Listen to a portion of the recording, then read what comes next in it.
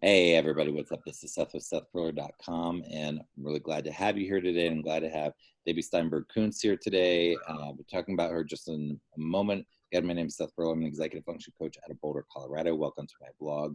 Today, Debbie and I are going to be talking about Kaizen. Is that it, Debbie? Yep.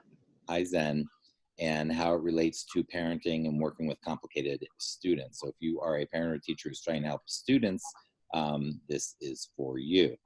And as we get started here today, I do want to mention Debbie's got a fantastic online conference called the Brighton Quirky Summit. This is an online conference that's starting January 20th, 2019. I believe it's in the second iteration. Is that correct? Yep. This is our second year, starts January 28th. Awesome. And we'll talk more about that at the end and some details for you, but you can register here and it's free and it's amazing. So check that out if you are working with or have kids that are bright and quirky or 2E kids. So, and as we start here with Debbie, what I want to mention is that I on my online course and then in my coaching with students, Debbie and I were just talking before the conversation, but I have a few key concepts that are really key. If you want to take a student, and if I want to work with a student and help them go from point A to point B, where point A is that they're struggling and point B is they've got things well enough, not perfect, but they've got things well enough that parents are like, oh, okay, I'm not so worried anymore. We've got this. We're going to be okay. So to get from that point is a massive process. And one of the core concepts of everything that I teach when I'm teaching this stuff is I talk about baby steps are everything. Growth in millimeters is everything. How do you eat an elephant one bite at a time? A journey of 1,000 miles begins with one step. And the 1% rule. Don't try to get 10% better, 50% better. You go for that 1%. When I do temperature checks with a kid and a kid says, oh, I'm at a 4 in this particular area, let's say a 4 out of 10. My question to them is, how do you get to a 5? I don't want to know how they get to a 10.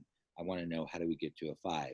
If they have an F, I want to know how they get to a D minus. If they have a B, I want to know how they get to a B plus. Like, I'm always working in small increments because parents and teachers, that is what creates change with these kids. And often adults are like, why don't they just choose this? Why don't they just choose that?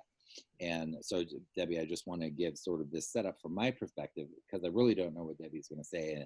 And I sort of want to give her this background too, and then see where she goes with it and how she applies it in her work. So so we were talking, we're on the same page. Debbie is in the same business I am. She's in the business of helping families change their lives in a different way than I do it, but this core concept is very similar. So what does that bring up for you, Debbie? Yeah, well, this is why I love your work, Seth, because we do work so similarly. And I think when you work with families and kids long enough, you do realize how change works, and lasting change happens in small little steps.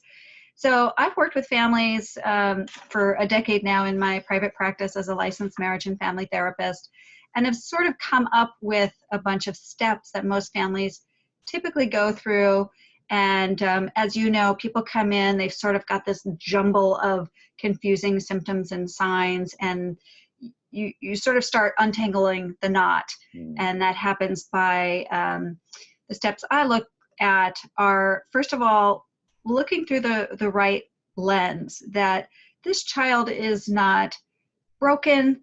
They're, our diagnosing system in schools and in the medical world look at diagnoses, which are a cluster of symptoms. But we really need to look at the whole child, because to help a 2E child be successful, we really need to look at their strengths also.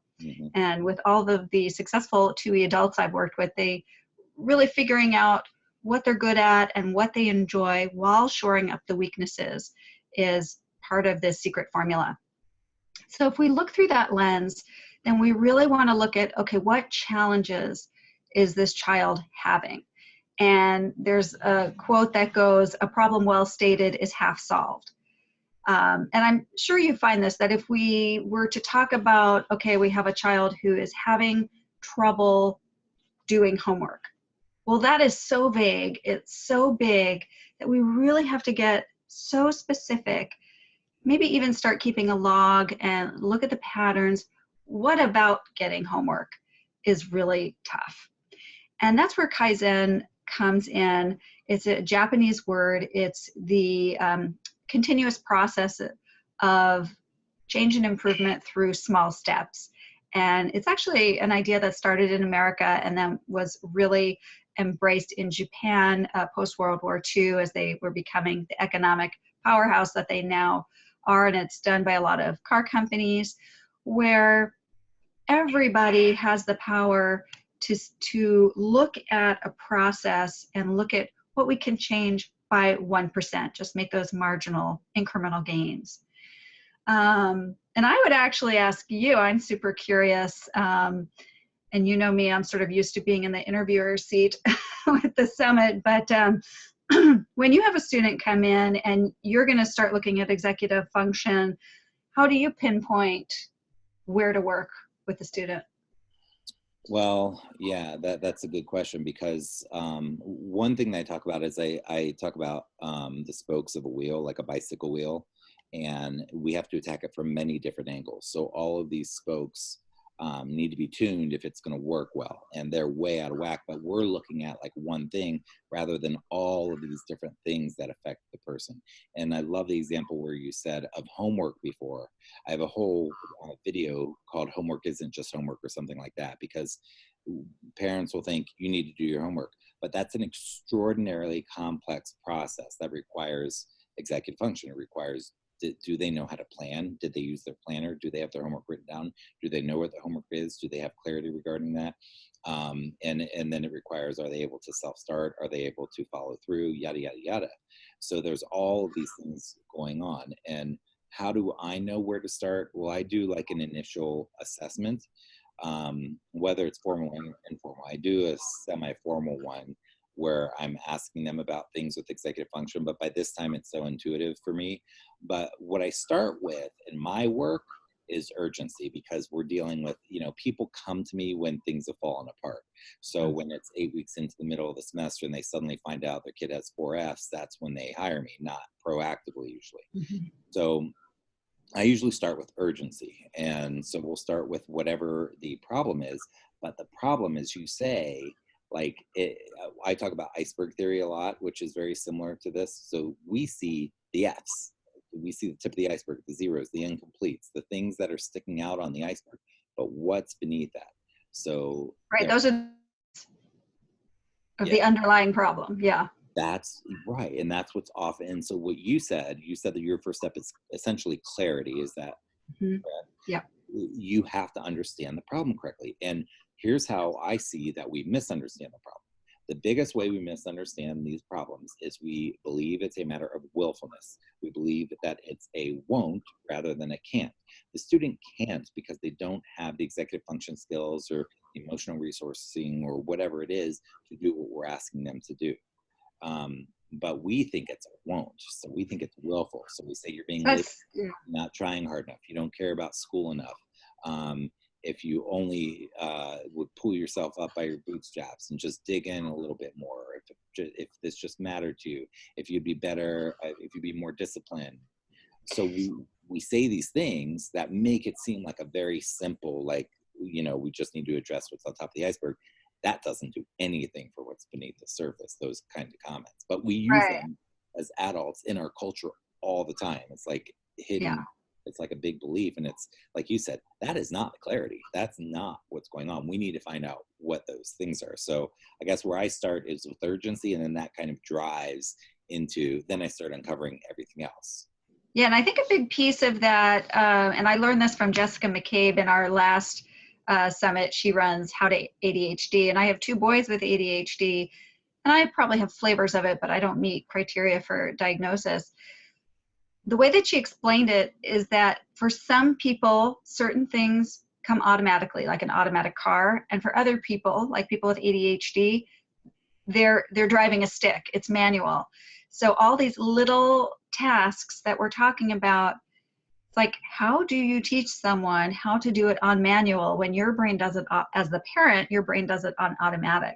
So by looking very, very carefully at what is the teeny tiny thing that needs to change, it is a way of going from that automatic to manual.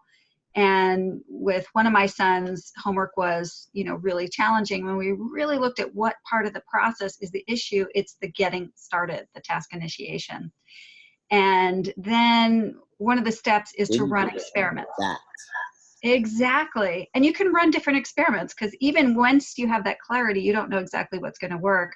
So we tried lots of different things. And what worked for him was to say, okay, when I'm having trouble, focusing in on the work, I'm going to go get my heartbeat up.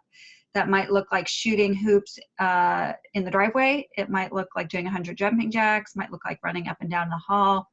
But once we figured out that that specific thing was the problem, and then we could experiment and find an answer, it changed everything. So it's so helpful to just think about small steps and 1%, because that is how change happens. And it's also even more complicated and daunting than that, though, because oftentimes, let's say you start to deal with that. We're not working on how to do homework. We're working on how to start doing something that you're not feeling like doing. Right. Then once you start to decompose, pull that apart, then you can start thinking, well, what about follow through? That might be another. What about getting it into the teacher's hand? That might be a part of the process.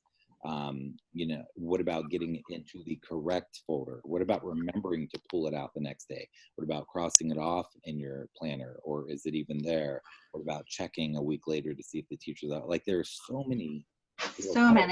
Parents want, they feel like this should be relatively simple. I get it. I know how to pay my bills. I know how to do my responsibilities. What is going on with my kid? I'm so worried about them. If they don't figure this out, they're going to struggle in life, which is true. But it's not one simple thing. It is a very complex thing that takes a long time to help them change. It does. And that's why I love the talk that you and I will be doing in the summit, which is around the Sunday night overhaul, because you have this beautiful system and set of really specific things that you can do to set yourself up for success for the week ahead. So I am really excited for everybody to see that talk. Yeah, it's practical. I like practical. Yes, I think parents are really grateful when things can be practical. So you talked about step one with clarity. So like, you gotta understand, to me, what's underneath the iceberg. Would you say that those metaphors are interchangeable? Yeah, absolutely. So after sort of looking through that right lens that everyone is uniquely wired and has strengths and challenges, then we dive into clarity around the challenges. The next step is clarity around strengths and interests, because we want to not only boost the challenges, but also boost the strengths. Because if we just look at the deficits, it's so easy for a person to feel broken and ashamed. And that's what we do a lot of times. Yes. What are they not doing right? Or what classes are they struggling in? And like, people build careers on strengths and interests. I like they use that word. So I say strengths, interests, talents, gifts, passions. Yeah. That's what we want them to build a life on. If they don't, they're going to be in a dead-end career for decades, possibly. But we really want to empower our kids to do something that's aligned with them. Right. So finding out what you're good at, what you enjoy doing, that is really going to help set you on the path to success. Then we look at this Kaizen, really choosing what we want to work on, both with the challenges and the strengths. Let's say your child likes art. Well, let's look at an enrichment class in drawing or painting or what have you. It doesn't have to be just the challenge areas. And then the next step is to start running experiments. Like I said, Jack was having trouble getting started with homework. We identified that. And then we actually want to set up the experiment where we say, okay, let's take a week and try this thing. And I was just talking with Debbie Reber on her podcast, telling her that we were actually working with an executive function coach. And Jack said, he has a therapist as a mom. He said, I'm just tired of everybody working on me. I want to do it my way. I said, great, let's set that up as an experiment. We'll try that for the next 30 days and we'll see how it goes. And it was such an amazing shift because he was deciding to take ownership of it. And then he started to use a lot of the tools like the Pomodoro timer and using the accordion folder. And once he really said, okay, instead of being this person that people are doing things to, I'm going to take control. I'm going to run my own experiments. And that sort of thinking leads up to what I call being a self-scientist, which I think if you are 2E and your brain is differently wired, there's no manual out there to say, how do I build a beautiful life for the way that my unique brain is wired? And so really being a self-scientist or running these experiments is a great way to do that. And a lot of people who become successful 2E adults sort of came about this process organically. So I'm just putting a framework to it. Painfully. Often painfully, yeah. And so much shame and blame, and it just doesn't have to be that way. And then the final step is to evaluate those experiments, ponder and pivot, as I call it, and celebrate what's going well. And so much of this path is about trial and error. And if you can view failure or an experiment that didn't go that well, really there is no failure. You're either moving forward or you're learning. And what is the Thomas Edison quote that, I haven't failed, I've just tried 10,000 ways that won't work. If you can internalize that mindset that I'm a self-scientist running experiments, there's going to be a lot of trial and error. Some experiments won't work. I just get back in the saddle and keep experimenting. That mindset is going to help these kids so much. And it's really hard because we are traditionally in a system that says it's right, it's wrong, it's an A, it's an F, it's pass, it's fail. So we have this system that encourages us to believe a certain story about the way things are. That is not, in many ways, is not reality, is not real life, is not what we need to prepare them for in life. We need to prepare them to take risks, to fail again, to succeed. How to, like you and I both, you were just talking about a failure that you just had before. I won't, share your personal stuff with you before we started. In my life, in my business, I mean, I fail regularly, but sometimes I succeed, and then I build on that. And that skill is something I want my students to have. I want them to know, this is not a failure. Okay, so what? But in the system that they're in, they have these things called report cards and deadlines and things that where it can really can be overwhelming. It can feel like climbing a mountain for them. Right. And when you get feedback from that system, it's really important to be mindful about what meaning you give that feedback. Not internalize it. Right. Because I think that feedback is really about fit, that child might not be in the right learning environment. But know that, parents, I want to say, know that your child is not broken. Your child, if they're uniquely wired, can create a beautiful life that does fit for the way that their unique brain is wired. Some public schools do a great job and they're very accommodating and you get the right teacher and the fit is okay. But many people in all kinds of different schools don't have the right fit. So just know that so much of this tension is about fit. And that's like a whole other blog and hours of conversation. But fit counts for a lot. Well, let me ask you one wrap-up question.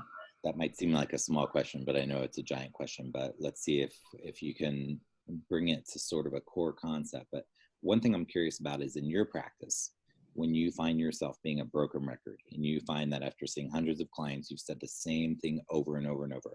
When it comes to a really complicated kid who's really some of the most struggling kids you've ever seen, and then you've seen an actual change in their life and they've gotten through it, whether it's taken 6 months or years, but you've worked with this family and you've seen a real change.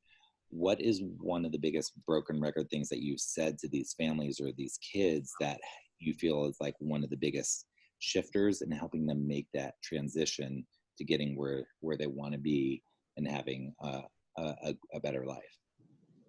Oh my goodness, that is a big question. That is a big question. I think one of the game changers is to understand what's going on, sort of like we've been saying.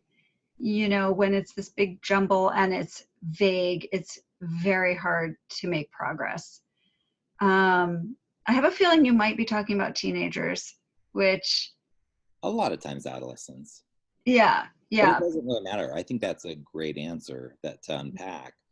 I mean, if I'm hearing you correctly, you have to spend way more time and energy than you even think you need to on just clarifying the underlying issues.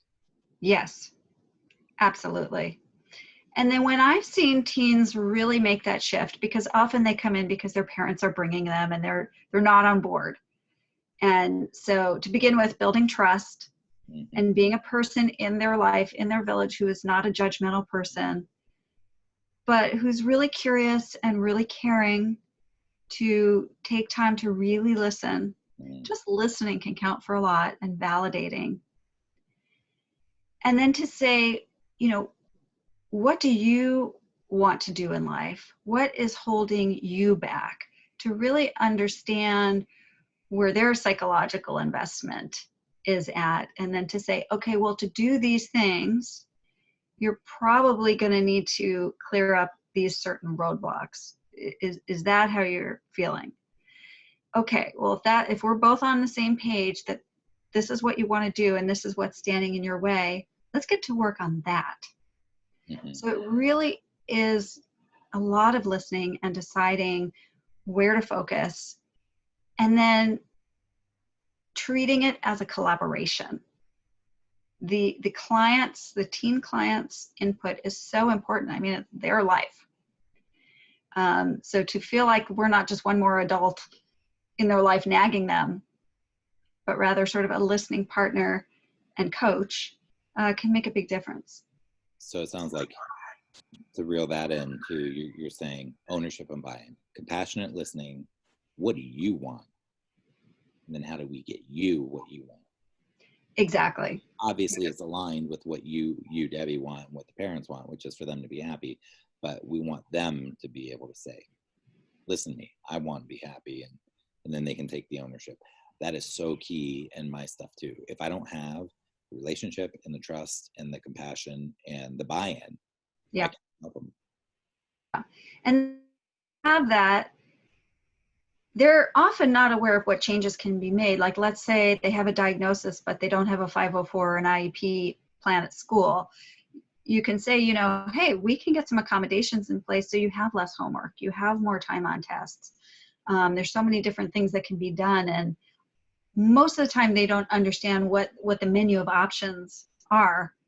And we actually have one speaker in the summit, Ken Schuster, who talks all about how to look at those different interventions and make them happen in a school, which is super important. So some of it is changing the child, some of it is changing the parent, and often it's about changing the environment.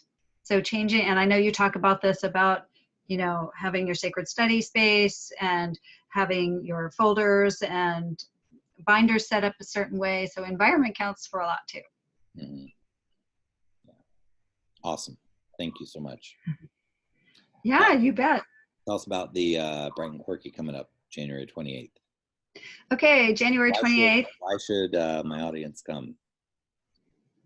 Oh, well, you should come because we have got 30 of the world leading speakers speaking. Seth being one of them, and everybody loves Seth's talks. They're so practical. And we've got Ross Greene, Dan Siegel, Laura Kastner, Michelle Garcia Winner, so many wonderful speakers, 30 in total, over 19 hours of content. They're split between 7 days. We've got 4 to 5 talks per day. And best of all, the summit is free for those 7 days. So it's lots of great information. Parents, teachers, clinicians are all welcome. There's going to be lots of aha light bulb moments. So I look forward to seeing you there. Cool. I like the same thing, that there's all of these different experts that are super experts in specific areas. And again, coming back to Iceberg Theory, you listen to these different people and you get these, like you said, aha moments from these completely different experts, things that you may not have ever thought of, so that you can unlock the, how to help your kid better. So yeah. Exactly. And we've organized each day of the summit to have a specific focus. So one is school and learning challenges, one is emotional regulation, one is social challenges, one is parents not burning out and getting support, one is an overview of twice exceptional, bright and quirky kids, one is anxiety. I think I've gotten them all. But yeah, so you can do whatever day really is meeting the need that you have. awesome. Well, thank you so much for being here today. Again, my name is Seth Perler, SethPerler.com. If you're on YouTube, go ahead and click subscribe if you want to get updates, and set them up on my website if you want to get my personal updates and free mini course to help your kid. And Debbie, do you want to tell them where they can find you on the web? Sure, I'm at brightandquirky.com. And Seth, are you going to have a link on your blog? Okay, so just follow Seth's link and I'll see you in the summit. All right. Thanks, Debbie. All right, thanks, Seth.